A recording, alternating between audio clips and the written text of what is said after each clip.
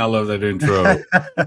I know, man. I tell you what, Awesome. we it's wow, she's good. That's all I can say. Yeah. Folks, welcome to another edition of a show with no name, not to be confused with a horse with no name. I don't know, man. I'm sorry. I hope you notice we're trying to take it up a notch with a little bit of an intro. And I want to give a shout out to Hallie Claire Weems for her just exceptional skill at, you know, I just said to her, can you make something that has, some just sort of iconic African Americans and Latinos, and just kind of got out of the way Yeah. and just said, let me know when you got it ready, and here's what it's for. And she's just really good at that. So if you anybody that wants that kind of work done, hit me up. Anyway, man, I was really puzzling, Arturo, over just what we might talk about today, which, by the way, my cohort here, Arturo Dominguez,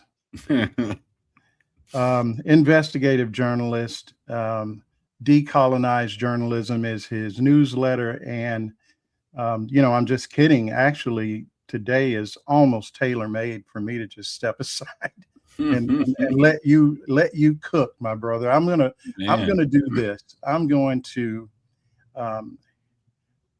I saw this, and honestly, as soon as I saw it, I thought of you. And folks, just hang on for a second. You'll know what I mean. And breaking news into CNN, Cuba's electrical grid has suffered a complete and total collapse. This is according to the country's power operator. It's the first nationwide blackout since the U.S. effectively shut off the flow of oil to Cuba.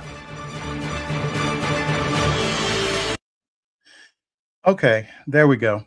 Yeah, it's actually the second complete island-wide blackout since the oil embargo, and I think the third one since November, so something like that. But wow, yeah, what on earth? How? I don't even know why we're doing this, but I mean, that's pretty much in line with everything right now. Yeah. But what the hell, man? What's going on? Yeah, it's the same thing for the last 67 years. The only difference is you have, an outright fascist in office. A madman behind the wheel. Doesn't care about, killing a bunch of people. So, yeah, essentially the oil blockade is, crippled the island. Power's back on. I don't know how long it'll last, but it's back on island wide. There's still lengthy blackouts, particularly overnight when the solar system isn't active. But and they still have rolling blackouts here and there that could last hours. But yeah, the oil blockade's crippling the hospital system. Food distribution networks, transport networks. The transportation system is all but collapsed at this point. Yeah, things are tough on the island, but the message that I've been getting is, Cubans find a way, and that's essentially where we've only been doing this for 60 years. Yeah, 67. Yeah. Oh man, I just saw that, and as a human being, you have to know something like this, people are going to die behind it.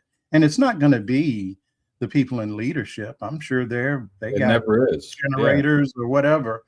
But, I had to go in the hospital back in January. Nothing serious, just, infection, broken leg, all that stuff. I've told this story before. I can't even imagine if it was something really serious and I'm in the hospital and all of a sudden there's a blackout. Yeah. I just don't know how, Trump is going to be gone one way or the other in a few years, one way or the other. Sooner the better. But, that's another story. Yeah. And it's not like America can just say, oops, we elected the wrong. I mean, to me, our entire reputation, just as a country. I mean, like, the way people look at us on the outside, I don't even want to be associated with it, man. I mean, I got no plans to go outside the country, in the next, Right. depending on how the midterms go. Well, I said it. I said it the other. You make plans, man, because Yeah, I said the other day, or might have been yesterday, on social media that I love my country for the people. My family, my friends, my community. Right. But I'm not a fan of my government, and dude, we really need to separate ourselves from our government as much as possible. As it's a shame, but I am looking at America these days the way I separate Israel and Jewish people. Yeah. You know what I mean? Because we're not doing good right now. And if it is, it's almost like they don't want us to know. This is the image that they want to portray to the world. Yeah. That, we just don't give a shit. We'll just, fuck over anybody, I guess. Yeah. It's hard to just try to imagine how anyone can look at our government, whether in or out of this country, and see it as benevolent in any way. Between funding genocides, funding apartheid, sanctioning Cuba, starving Cubans. We don't have the best track record, and our government. Man, I'm sorry, I'm smiling because I just, as you were saying, rattling this stuff off, I just thought about, we let all these, South African refugees in and I don't know what, 6 or 8 months ago, and they couldn't fucking hang. They were like, what? Let's go home. Said, let's go home. It's too expensive and it's dangerous over here. Right. The funniest thing that I saw was when they said the United States was too dangerous. I'm like, y'all come from apartheid. Like, what? It's really? Gotta be bad. It's gotta be bad. That has to be like, come on, America, get a mirror. That's pretty bad. I mean, when the South Africans, these guys, what was their reasoning? They were escaping persecution, and people people were burning their farms and taking their property, and they went back to that. They wanted to be victims so bad. You know what? We didn't know how good we had it. Yeah, apparently. I mean, better quality of life, cheaper cost of living. I mean, they had a whole list of reasons. It's fucking funny. Thanks, but no. And like I said this last week. I'm like, I'm not sure who got slapped in the face harder, them for pretending to be persecuted and having to flee, or did we get slapped harder when they smacked the shit out of us on the way out? Dude, I think it was us. It's hard. I really do. That was a slap. And it'll just roll off of the backs of the people in charge like nothing. Yeah. They'll blame something. It'll probably be DEI. They got over here and saw the DEI, and that's why they left. I don't know. It's always there's always an excuse. I'm pretty sure they probably have some form of health care over there, and we don't. So well, most countries do. Well, and they probably, as bad as they thought they had it, there's probably like close to zero chance that if they go to Walmart, they're not going to get shot. Right. If their kids aren't going to get shot at school, probably. I mean, I'm thinking that the odds are somewhat lower than they are here. Yeah, I would imagine. I mean, I know, South Africa, like any other country or whatever, has shitty communities or whatever, but it seems like they got it made over there compared to, to white folks. Man, listen, I don't know. That might be on my short list, because those dudes were like, oh, wait a minute. No. We're going back. It's yeah. So, I just made the comment that they always have an excuse, and I was thinking of Tulsi Gabbard yesterday. Oh my God. She's always been weird, okay? And and she's got that streak that looks like something makes, like X-Men superhero kind of Yeah. I always think of like Storm or just one of Right. these characters. And she's always talking like really just, and she's spooky to me. And I remember when she was a Democrat running in the primary, talking about America and these stupid wars and forever wars and selling T-shirts and all that. Yeah.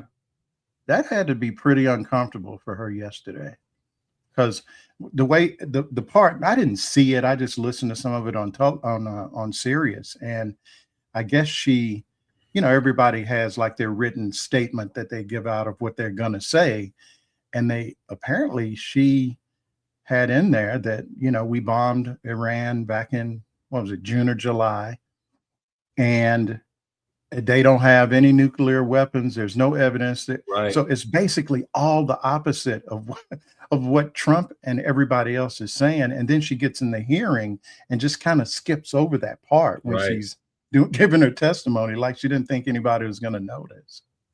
Yeah, she. What I found really interesting was, one, she was all in on trying to make it sound like the same Hegseth, Marco Rubio, Donald Trump rhetoric, right? She was trying to play off all these different things that are just factually not true. Mm-hmm. And it just reminded me a lot of when she was trying to manipulate the intelligence on Venezuela to try to link Maduro to some sort of organized crime. And a bunch of people got fired because they wouldn't toe the line for her and stuff like that. But then I was noticing during the hearing, I had it on in the background and I just kind of check it every once in a while. But I noticed all the other intelligence chiefs were having a real hard time trying to rationalize Trump's logic, Tulsi's logic, and reality and the intelligence report. Yeah. And don't forget to put reality in there. Right. Those guys were struggling. Like, you could almost see the sweat beating on their forehead every time they had to answer a question. For Gabbard, it just seemed like it was so easy for her to lie. Like, she had her stuff dude, I'm telling you, I don't know.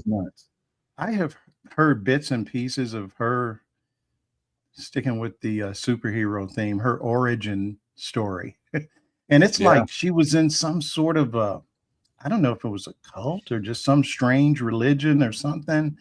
And whenever I see her, it's like she's talking like she's seeing some shit we don't see. She can see a different dimension or something. And she just seems like she's just out there, really. And I mean, it's scary to think that she is the director of national intelligence. Yeah. Yikes. That is very scary.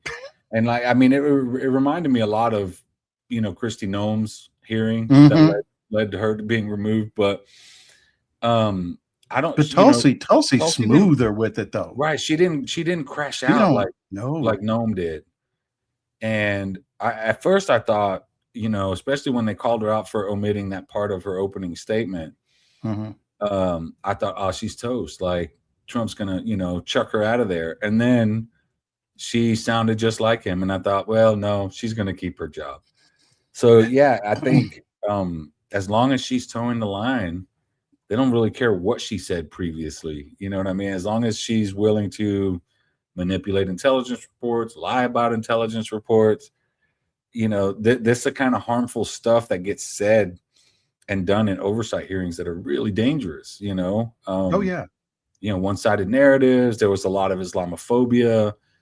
A lot of, who was it? Tom Cotton mentioned the Muslim Brotherhood, and it just reminds me of the rhetoric that's starting to pick up here in Texas, where they're, Republicans are running on fighting Sharia law. And I'm like, does anybody fall for this anymore? It's honestly like they just got a little book with all of the racist and bigoted buzzwords, and it's kind of like Sharia law. And if that doesn't work, then it trans, and just fill in the blank, right? Yeah. It's just like, and it appears to work for them. That's the scary part. And that's really, to me, a big reflection on Democrats, because if you can't figure out how to counteract this bullshit after 10 years of hearing it, come on, we got to get some new people.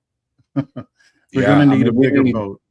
Right. I mean, we need some, you know, hate to use old redneck term, but some firecrackers, you know, that are leading the party, you know, like I thought you were this. going to say something else. No, I'm not going to go that far. No, But I'm not. I mean, I'm just saying, you know, this is a family show. yeah. No, No, but it is I not. think it's, yeah. I mean, we need leadership that's like willing to take risks. You know, when Al Green brought up articles of impeachment, like almost So immediately. wait, Al Green is gone now, right? Or is he? Is he still? He's still in office, but He's didn't they still in like? office. I think It's there's like they moved him out of. They did his they district they real did. funky or something. Yeah, they redistrict his district, and like half the voters that were in his constituents before are no longer, and like his district is a little blacker and a little bit more democratic now, but it shrunk it from like 2 potential blue districts to 1, and I believe he's in a runoff with Menifee right now. Oh, he is. Okay. I believe so, yeah. And you know, honestly, Menifee wouldn't be a bad replacement for Al Green. Yeah, I don't know but him. well, Excuse me. Menifee's pretty popular here in Houston. He's been around a little bit, but you know, in local and state politics. But you know, I don't know that I'm ready to see Al Green go. I've always He's loved just Al such Green. a. I've met him twice. He's such a nice guy. And he ain't worried back. who gets mad. He's like, I'm No. filing some articles of impeachment. Y'all can do what you want to with it. Yeah. You So, know, yeah. and he's not wrong. No. It may not be the, you know, popular thing to do, but he sees what we see. Yeah, and I think it was just when he filed. And I think he's filed articles of impeachment multiple times at this point. But yeah, he's always the first guy. Right. Each time, you know, Jeffries and stuff, they're just like, just ignore it. We're not going to vote with it. Blah. It's pointless. Whatever. And I agree with Al Green when he says, and I'm paraphrasing, he says that sometimes you fight battles that you know you're going to lose, but you fight them anyway because someone has to. And that should be the logic of the Democratic Party right now. Even if you don't have you would the votes, think that it would be. And, I mean, think about it like this. If you don't have the votes to impeach Trump, at least show the country that you're putting up a fight. You know, it would be nice instead of just sitting there taking. Right. It'd be nice to see 150 Democrats sign on to that and those impeachment to the impeachment and instead of like 60.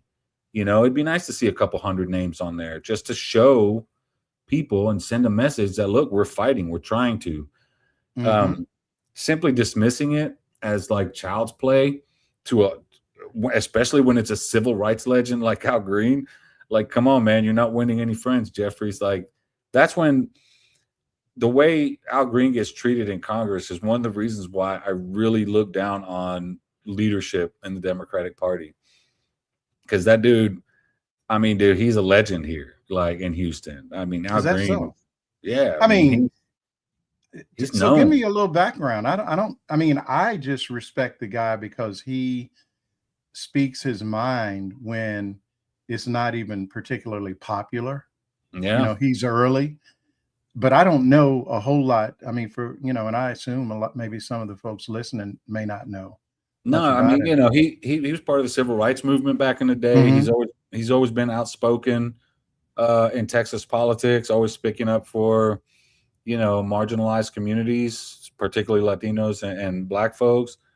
You know, everybody loves him here in Houston. He's just a nice guy, really just kind of, I don't know, like he's just kind of like this welcoming vibe. Like the minute you see him, like walking up to him and shaking his hand and introducing myself the first time I met him was just so easy. And he's just like a regular dude, but man, he's really intelligent, pretty smart guy, knows his stuff. And yeah, I mean, he's loud, but he knows what he's doing. He knows when to be loud and how to be loud and when to speak up. And, you know, the spectacle like of him holding that sign about, you know, Black people aren't apes or I think that's what it said. You know, a lot of people treated that as spectacle, but and in some ways it is, but at the end of the day, it sends a message. But sometimes it should be, right? Right. Sometimes you need the spectacle. I mean, everything. I mean, I I took it like back in the 60s when you saw, guys marching with signs that said, "I am a man," Right. It's kind of the same vibe to me. And Yeah. it's really, instead of saying that, he's the problem, look at why he's having to do that. Why that Right. needs to be said. I'm just realizing I'm not being taken to heaven or anything. This this bright light that's coming, I'm good. It's I'm good. aliens. But it's like ever since really the X-Files have stepped in, but ever since daylight saving time, there's a Yeah. mirror and a certain time of day, man. It just reflects all through the house. And Yeah. what are you going to do? I'm going to talk to my producer about that. Wait a minute. I am my producer. Where's that showrunner, damn it? No. Yeah, really. Doggone it. Where's my producer? Oh, Lord. Yeah. So, yeah, I mean, Al Green's cool, Independent man. journalism, right? Yeah. And then what was the other thing, dude? The Cesar Chavez deal. I don't know about this. What are you talking about? So Cesar Chavez, the I know who he is. Yeah, right. I mean, okay, United Farm Workers, all that stuff. Pretty sure most people know, but recent allegations about him, doing like sexual stuff, like sexual misconduct. Wait. Yeah. What? That dude's been dead for a long time. I know. I was just gonna say, are we talking about somebody he's dead, right? Yeah, he'd been dead for a while. Okay. And the thing was, so like, you heard rumors, right, about these things, unsubstantiated stuff. And they're trying to connect him to Epstein or something? No. I don't think so. I don't think so. Well, I mean, but like there was rumors that fixing maybe elections from the grave, man. Anything's possible. Yeah. There were rumors that he was inappropriate with women back in the day, and most of it was unsubstantiated. And in a world where you had all the feds, COINTELPRO spying on civil rights groups. United Farm Workers was one of them. Cesar Chavez was on the list. You take some of that stuff with a grain of salt because some of it might be, just manufactured stuff. Well, the New York Times did a report recently, talked to several victims, and reported on it. And again, I read that and I thought, well, I started thinking COINTELPRO again, and then. Well, it's kind of convenient that it would come out now. Right. But then Dolores Huerta, which was his sidekick, the co-founder of United Farm Workers, from back in the day, she wrote an essay about her being one of his victims. Wow. And that was the nail in the coffin for me. I know a lot of people blast Huerta for supporting Hillary Clinton, whatever, call her neolib, whatever. At the end of the day, she accomplished a lot. And Cesar Chavez wouldn't be shit without her. She was the brains behind the operation. She's the one that handled all of the strikes, all of the, all the big magazine articles that they did on Chavez and stuff. That was her. She put all that stuff together. And she never got the appropriate credit. And I wrote a thing today, a short piece I called it On Cesar Chavez. And essentially, it's, fuck him, excuse my French, that Dolores is who we should be celebrating, not Chavez. And, while I was writing it, I started, reading up on a bunch of stuff. Some of it I had already read on, just refreshing myself. And, the more you read about Chavez, the more her name comes up, and the more you start to realize that, again, without her, you would never know about him. And I think he benefited from a time where, machismo was like through the roof. The Burt Reynolds, everybody wanted to look like Burt Reynolds and shit. That time, where everybody was this, man's man. And I think he benefited from that. And, at the end of the day, I think that the honors and all the accolades were, I don't know, they were put on the wrong person. Like we shouldn't have been really celebrating him as much as her. But since he was the forefront, he was the face guy. He was the face of the movement. He got all the credit. A lot of people don't realize that prior to United Farm Workers, it was I can't remember the name of it now, but it was a union that was started by Filipino farm workers.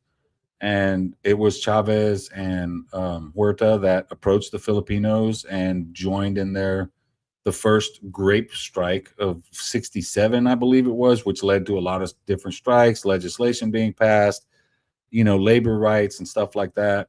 Mm-hmm. So like, he got all this credit, and, the Filipinos that started it didn't really, they were kind of pushed to the side. Huerta was pushed to the side. And, after a while, Chavez was a complicated guy. He was xenophobic for a long time, was very anti-immigrant. To the point where he set up like barricades and stuff along the border to try to close off certain areas where people were crossing the border.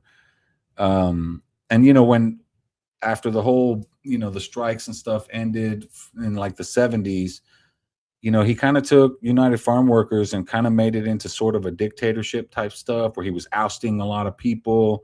A lot of Filipinos left because, they were changing their, the program, like what they're, Sure. what they were seeking and stuff. And, they went from probably 80,000 members to probably 11 or 12,000 in a matter of like 2 Wow. or 3 years. Yeah. Wow. During that time. And he essentially corrupted the United Farm Workers to the point where he was like trying to undermine other labor unions. Like in Texas, there was one trying to be formed, and he was trying to undermine it because he wanted to have this monopoly on the labor movement.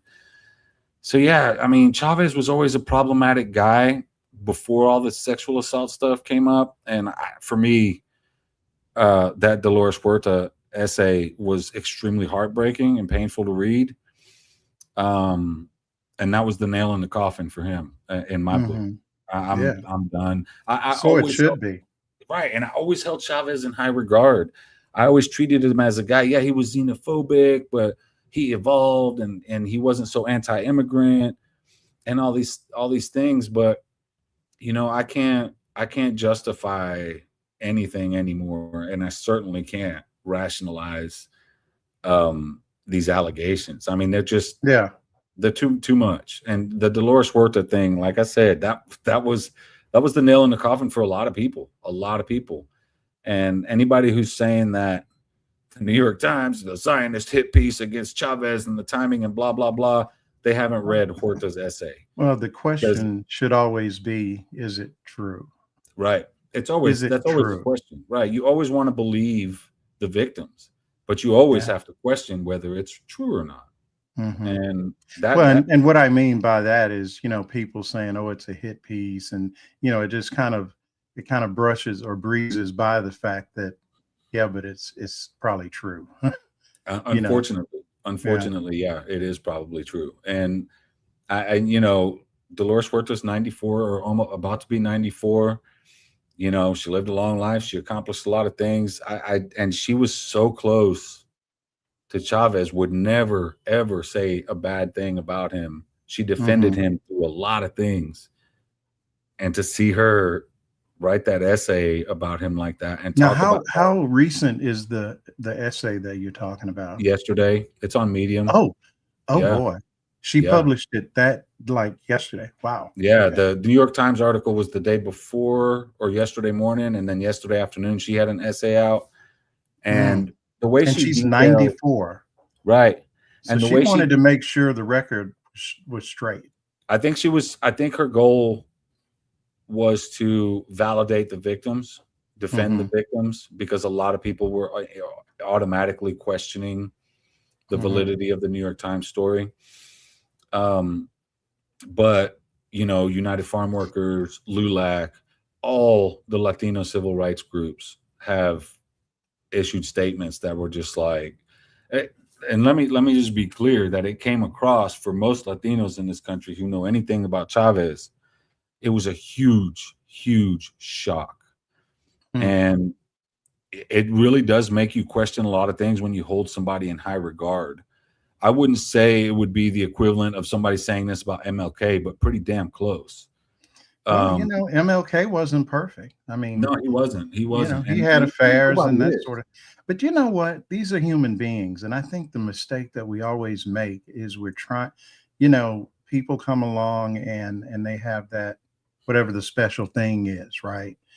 And we really, we want heroes, we want heroines, Right. and we want, and we just haven't had them. I mean, like, there hasn't really been, I guess, I know he's a politician, but in a sense, Obama's the closest thing that Black people have had to like a, like an MLK. I mean, like just Yeah. that groundbreaking person. And, thus far, I just figure if there's anything remotely bad, in those lines, about Obama, it would already be out Oh, there. we'd know. Yeah, we would know, and they would. for sure. Yeah, There's no we way would we could know. forget. I mean, the best thing they could come up with was his birth certificate, and that's just Right. crazy. And that's the thing about that is like putting people on a pedestal. Yeah.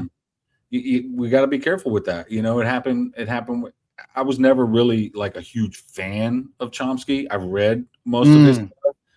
I wasn't sold on a lot of it, but a lot of people really went out of their way to try to defend him after he was in the Epstein files. And, the argument was, yeah, he didn't do these things that, they say Trump and all them did. Okay, great. He didn't, but he participated in helping Jeffrey Epstein cover his shit up. That's just as bad in my book. Yeah. Yeah. And in a way, it's worse because you already know that the right. guy's got he's a monster. Right. And Same thing with Larry Summers. I mean, yeah. I mean, you can't put people on a pedestal like that and then treat them like they're beyond reproach. You know what I mean? Like, yeah. everybody is subject to criticism. You are, I am, it's just a matter of what they're criticizing us for. We, I could speak for both of us, are not going to have these allegations come up. You know what I mean? So criticism of us is going to be laughter. Right. Criticism of us is going to be saying something stupid on this show. You know what I mean? Yeah, it'll be, Marlon said such and such, and he really meant to say so and so, yeah. Right. But I was actually talking to Ellie Leonard a couple of days ago, and we're just talking obviously about Epstein, and I don't know, somehow the subject of, in New York there are these private restaurants that are perfectly legit. You just got to have a membership. And there was one, the guy that it was called Bruno's. This is back in I guess I left New York in 2012. So it was the kind of place that it was in the upper East Side, and one of my boys, guys that, I worked with back during that time. And we just kind of joke about, we could have been sitting in Bruno's right next to these guys. We just weren't in the group. Thank goodness. But yeah, it was the kind of place that, as I hear more about the Epstein files, it was a place you could not just show up and walk into Bruno's. You had to, if you weren't a member, somebody had to hook you up and get you in. Right. Okay. And I went once, and because we took a client, and me and one of my traders, and it was just 5-star restaurant, but it was in a brownstone. Wow. In a neighborhood, no sign. I think when you walked up, it was like, I think the guy's last name was Jemai. It's like French. And that was it. It was just his name, and everybody knew Bruno's.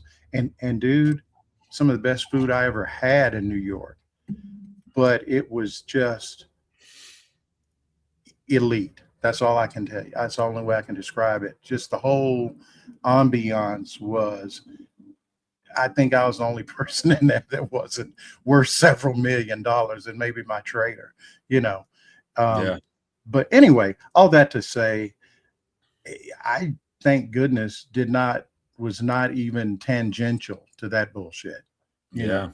And but it's funny though. Same guy. That's how I first heard of Epstein. I didn't even know, because it wasn't like a name drop thing. It was just somehow you're sitting on a trading desk, and it got kind of slow, and just exchanging stories. And this guy says, yeah, there's this dude, and he's, got an island, and he's got these planes, and, he's got a list and he just got dirt on everybody. And I'm like, really? That sounds made up, Well, Turned out to be true. turned out to be true. The guy called me up, Crazy. when all this stuff started breaking loose, going, man, I told you. Because Yeah, I remembered it. It was just such a strange thing to, talk about. Like, who is it's guy? Who is this guy? right. It's like the QAnon stuff, right? The Yeah. QAnon stuff. You know what it's turned like? out- You ever turned see out- The Usual Suspects? And Yeah, Kaiser yeah. Sose. It was like one of those, Yeah. sort of this invisible guy, and he's got shit on everybody. But see, it really wasn't. The conversation was really more of a blackmail conversation than the whole sexual part. That wasn't even discussed. It was just that this guy had these tentacles all through Wall Yeah, Street right. and rich people, and now we Who know. was it? They interviewed somebody from the White House recently. Damn it. They asked him a question on his way out and of somewhere, and they asked him about his associations with Epstein and stuff, and he was essentially like, well, he had all these connections to Israel, had a lot of money, he's good at this and that and the other, and like everybody knew Epstein in the 80s. And we're like, did he just admit to the Epstein class? Because that's kind of what it sounded like. And that he mentioned connections to Israel on top of being this, smart money guy, supposedly. But think about It's just weird. Like Howard Lutnick when he was just talking about the guy. And what did he say? He said he gets you in that place and he blackmails you. And so he seemed to know a whole lot about the angle that this guy took. I actually had a video queued up about there's a podcast called I think it's Life of a CEO, and the guy interviewed Kamala Harris a couple of months ago, and I'm gonna play this, and you'll see why it's related to Epstein. Clients and friends who the Epstein group made approaches on and failed, meaning they tried to get them and failed. I'll give you one story without naming the person. He goes to meet with Epstein in New York to ask for money for a charity. And Epstein is perceived as this big billionaire, which he was not, by the way. And Epstein is in a robe, and they're across the desk just like you and I are. They're finishing the meeting. He says, hey, I'm going to get a massage, hence my robe. You want to get a massage? And through the hallway, my friend can see a massage table and a room and a very cute girl who's the massage therapist, right, dressed like a massage therapist. And so he happened to say no. A lot of people would say yes and might even think it would improve my relationship with this guy, Jeffrey Epstein, who I perceive as this rich guy that I'm trying to get money from my charity.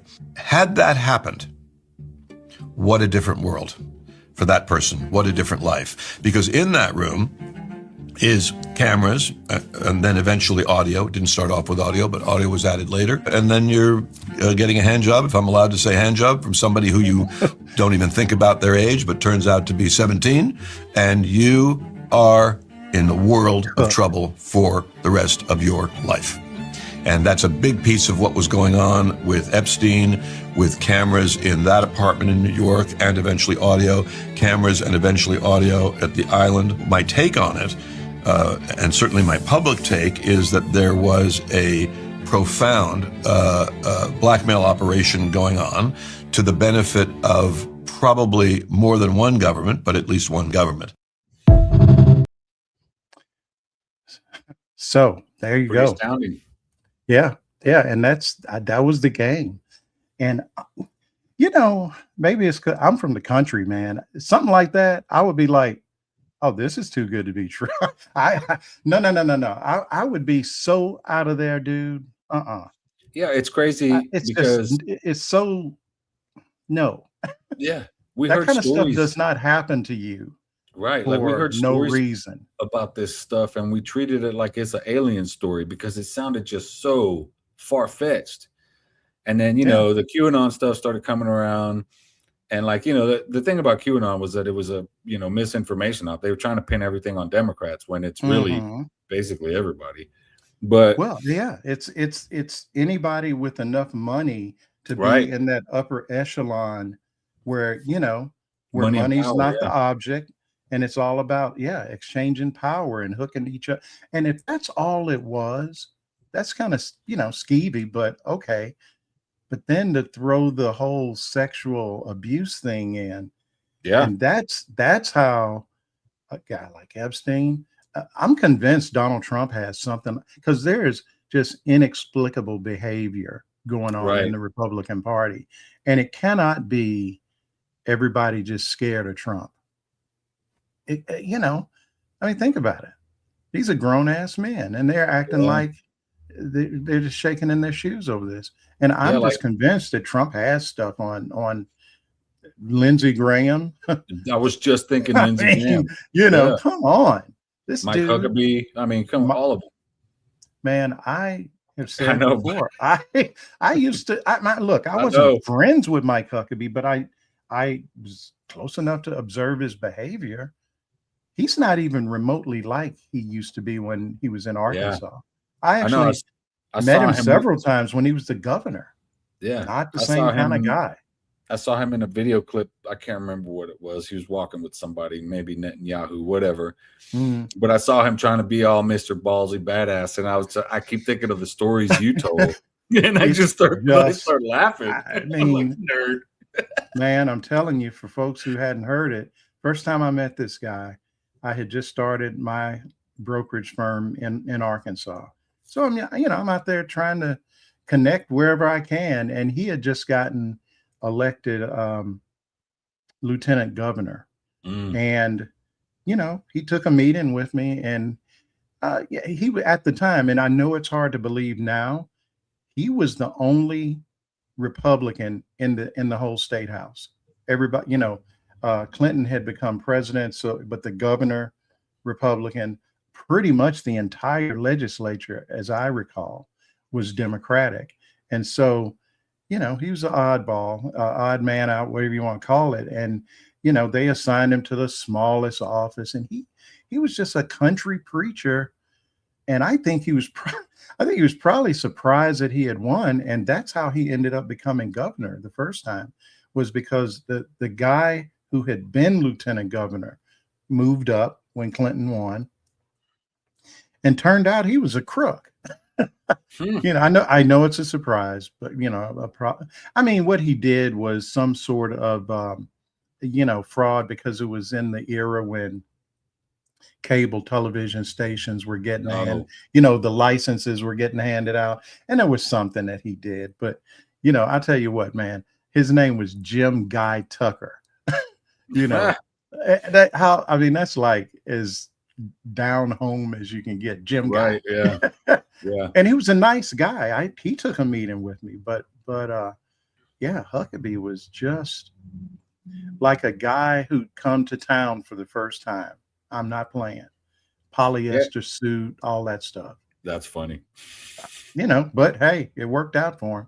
Doesn't he had ties to the Duggar family, right? The 19 kids and counting, whatever. Anyway, man, the kid. Can we not? Yeah, I cannot believe that this.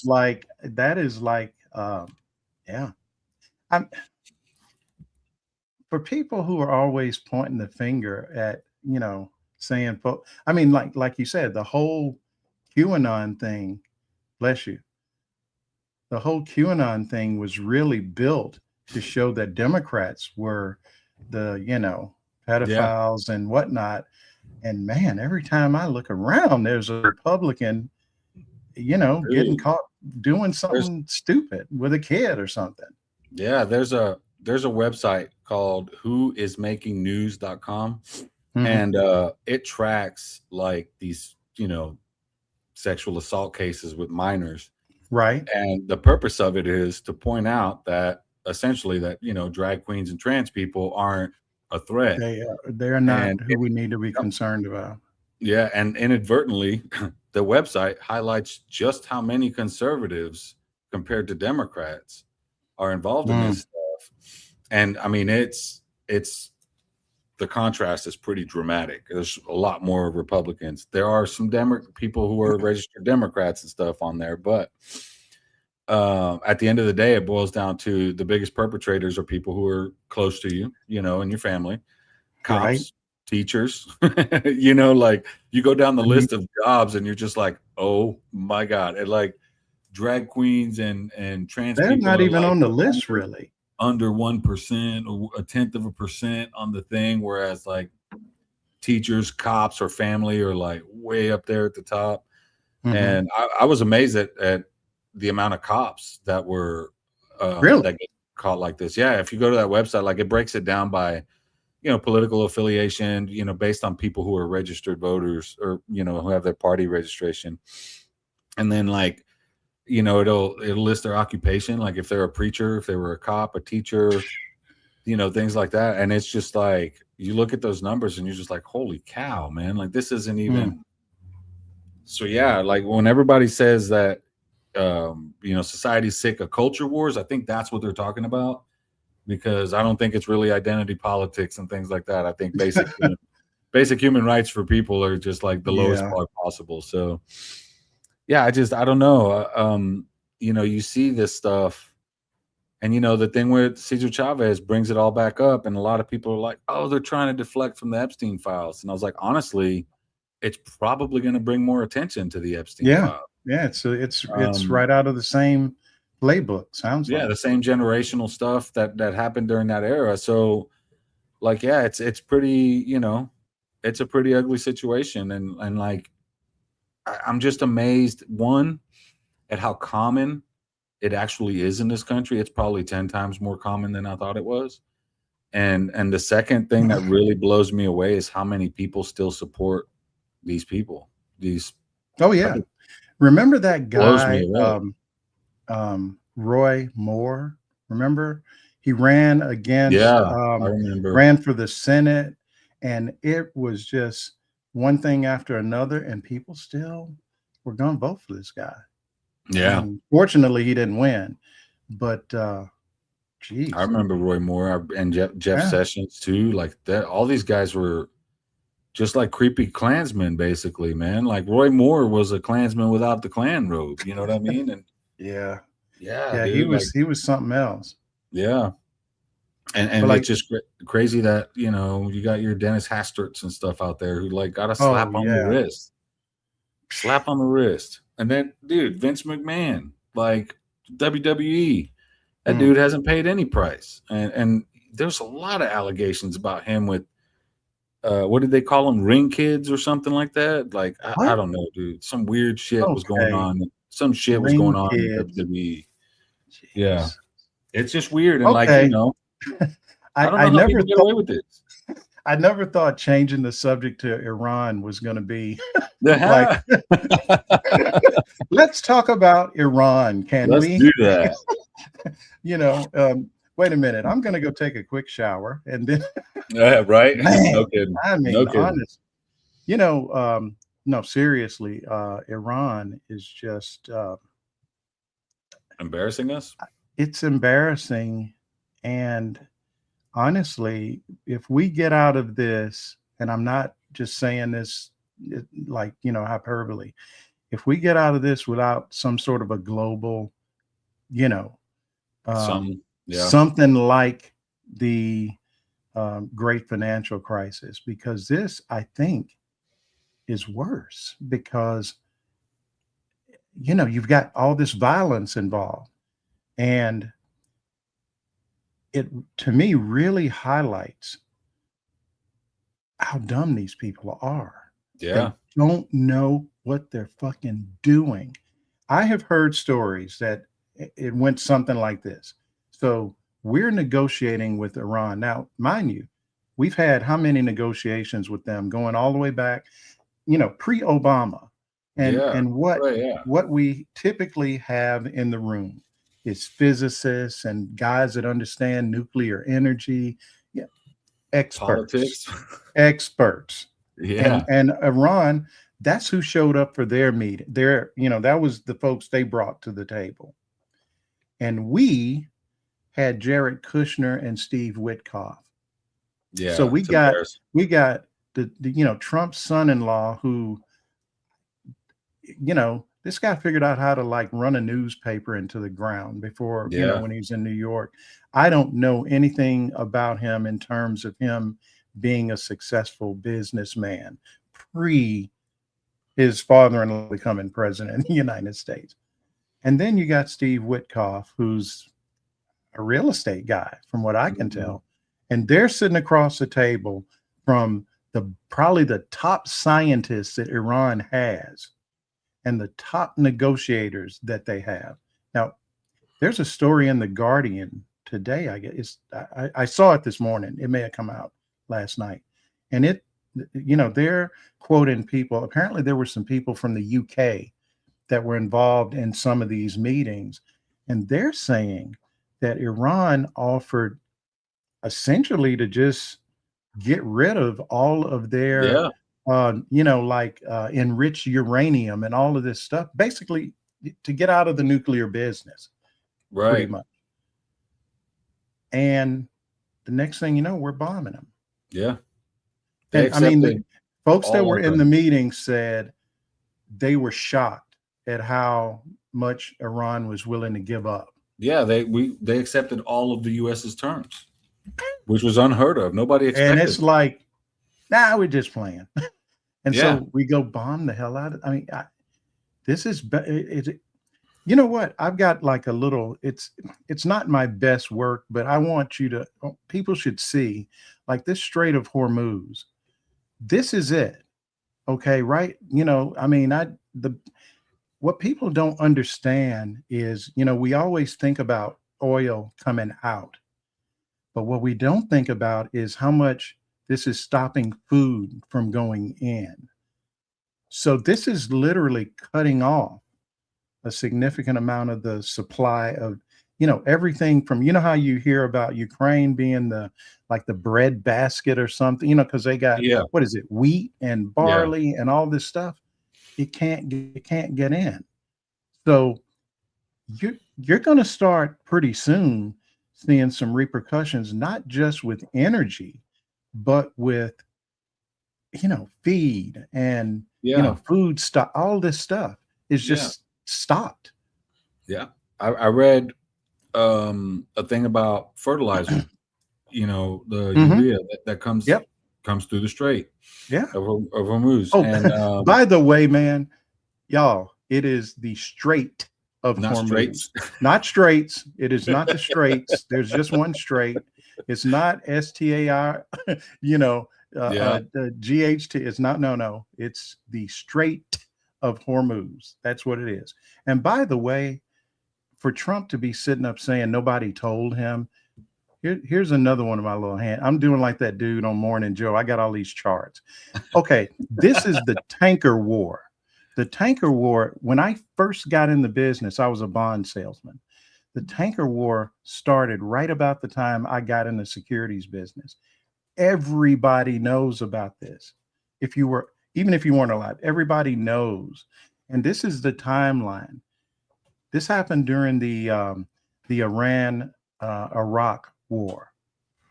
And everybody knows the Strait of Hormuz is like the choke point. It's really, I'm sure there's another one somewhere in the world, but this one, as far as I know, is just the most consequential choke point in terms of energy and food and just transport in and out of the Middle East. And so nobody should have had to tell Trump about this. If you're president of the United States, you're supposed to already know this shit. Right. I know it. And there is like a 0 chance of me ever being president, but I know about it. And, I'm just a dude in North Carolina. So they have stepped off into something. I'm telling you, man, I don't know how we get out of this. And the gall, they've already spent close to $13 billion. Yeah.